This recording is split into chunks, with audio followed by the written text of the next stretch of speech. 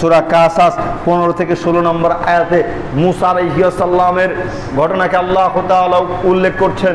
মুসা আলাইহিস সালামের বহু ঘটনা আছে এবং বহু অসংখ্য মিথ্যা কথা আছে, মিথ্যা তাফসীর রয়েছে। ওয়া দাখালাল মাদিনাতা আলা হিনা গাফলাতুম মিন আহলিহা ফাওয়াজাদা ফিহা রাজুলাইনি ইয়াকতাতিলানি। মুসা আলাইহিস সালাম শহরে প্রবেশ করলেন, তখন জনপদের অধিবাসীরা ছিল অসতর্ক। মুসা আলাইহিস সালাম শহরে ঢুকেই দেখতে পেলেন দুইজন লোক মারামারিতে লিপ্ত হয়েছে।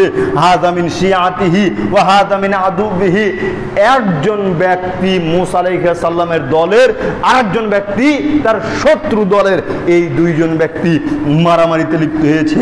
ফাস্তাগাসাহুল্লাযী মিন শিয়াতিহি আলাল্লাযী মিন আদুবিহি। মুসা আলাইহিস সালামের দলের লোকটি মুসা আলাইহিস সালামকে দেখার সঙ্গে সঙ্গে বলতেছে, হে মুসা আলাইহিস সালাম, আমাকে সহযোগিতা করুন এই লোকটির বিরুদ্ধে। এই লোকটি হচ্ছে শত্রু দলের লোক, আমার সাথে পাঙ্গা নিয়েছে, আপনি আমাকে সহযোগিতা করুন। ফাকাযাহু মুসা ফাকাযা আলাইহিম। সঙ্গে সঙ্গে মুসা আলাইহিস সালাম নিজের দলের লোকটিকে এক ঘুষি মেরে দিয়েছেন। ঘুষি মারার সঙ্গে সঙ্গে লোকটি মারা গিয়েছে। হাযা মিন আমালি শাইতান। মুসা আলাইহিস সালাম সঙ্গে সঙ্গে বুঝতে পেরেছেন, হায় আমি তো অন্যায় করে বসলাম, আমি তো অন্যায় করে বসলাম। তাই তো তিনি বলে উঠলেন, আরে আমি তো যে কাজটি করলাম এটা তো শয়তানের কাজ, এটা তো শয়তানের কাজ। ইন্নাহু আদুউম মুযিল্লুম মুবিন। নিশ্চয়ই শয়তান প্রকাশ্য বিভ্রান্তকারী। তাই তো মুসা আলাইহিস সালাম প্রার্থনা করে বলতেন, রব্বি ইন্নী যালামতু নাফসি, প্রতিপালক নিজের নফসের প্রতি জুলুম করেছি, নিজের আত্মার প্রতি জুলুম করেছি, সুতরাং আপনি ক্ষমা করুন। ফাগফির লাহু। সঙ্গে সঙ্গে তাকে ক্ষমা করে দেওয়া হয়। সুবহানাল্লাহ।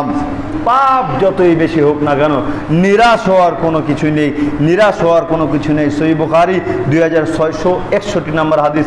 আয়েশা রাদিয়াল্লাহু তাআলা আনহা বলতেছেন, ইন্নাল আবদা ইযা আতারাফা সুম্মা তাবা তাবাল্লাহু আলাইহি।